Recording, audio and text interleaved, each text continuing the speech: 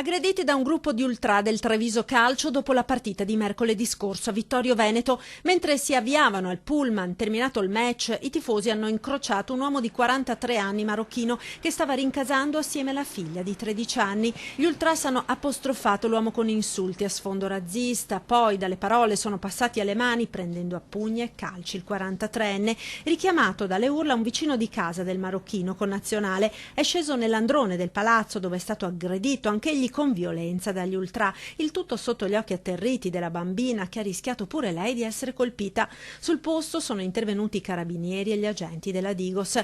I due marocchini sono stati medicati all'ospedale, uno al naso rotto, l'altro ha riportato lesioni varie con una prognosi di 7 giorni. Al momento non è ancora stata formalizzata la denuncia. Di certo quello di Vittorio Veneto non è un episodio isolato. Lo scorso ottobre un gruppo di ultra biancocelesti in trasferta a Portogruaro era stato protagonista di una violenta rissa con un gruppo di migranti ospitato in una struttura poco distante dallo stadio.